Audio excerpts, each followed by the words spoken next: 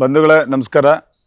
ನಾಳೆ ಕಾರ್ಯಕಾರಿ ಸಭೆ ಮತ್ತು ಏನು DRR ಅವರು ಆರ್ಡರ್ ಮಾಡಿದ್ದಾರೆ, 2 ವರ್ಷದ ಫೈಲಿಂಗ್ ಬಾಕಿ ಇದೆ, ವಾರ್ಷಿಕ ಮಹಾಸಭೆ ಮಾಡೋದು ಬಾಕಿ ಇದೆ, ಅಗತ್ಯ ಇದೆ, ಮತ್ತು ಕಾರ್ಯಕಾರಿ ಸಮಿತಿ ರಚನೆ ಮಾಡೋದು ಅವಶ್ಯಕತೆ ಇದೆ.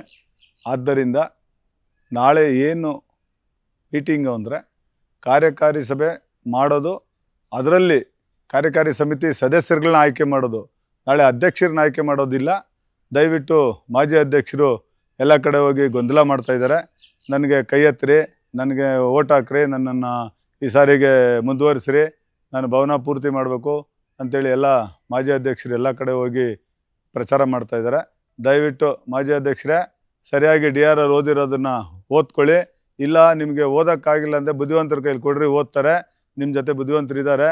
ದಯವಿಟ್ಟು ನಮ್ಮ ಹೃದಯ ರೋಗ ಮತ್ತು ಹೃದಯ ಶಸ್ತ್ರಚಿಕಿತ್ಸೆ, ವ್ಯಾಸ್ಕುಲರ್ ಶಸ್ತ್ರಚಿಕಿತ್ಸೆ, ಸಮಗ್ರ ಹೃದಯ ಆರೈಕೆ ಸೇವೆಗಳಿಗಾಗಿ ನಿಮ್ಮ ವಿಶ್ವಾಸಾರ್ಹ RL Jalappa Narayana heart centre, STUMC campus, Tamaka, Kolar. 180030090309. ನಾಗರಿಕಗಳನ್ನ ಮತ್ತು ನಮ್ಮ ಸಮಾಜದ ಬಂಧುಗಳನ್ನು ದಿಕ್ತಪ್ಪಿಸ್ಬೇಡಿ.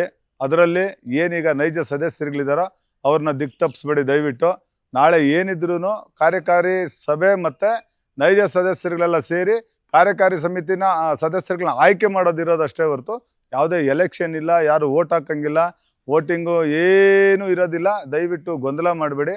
ನಾಳೆ ಸಭೆ ಏನಿದ್ರು 10:30ಗೆ ಸ್ಟಾರ್ಟ್ ಆಗೋದು. ನೈಜ ಸದಸ್ಯರುಗಳೆಲ್ಲ ಸೇರಿ ಕಾರ್ಯಕಾರಿ ಸಭೆ ಮಾಡಿ ಯಾರನ್ನ ಮುಂದೆ ಸದಸ್ಯರುಗಳು ಮಾಡಬೇಕು, ಯಾರನ್ನ ನಾವು ಮತ್ತೆ ಏನೋ ಮೆಂಬರ್ಶಿಪ್ಪೇ ಮಾಡಿಲ್ಲ, ಮೆಂಬರ್ಶಿಪ್ಪೇ ಆಗಿಲ್ಲ, ಹೆಂಗೆ ಎಲೆಕ್ಷನ್ ಮಾಡೋದು?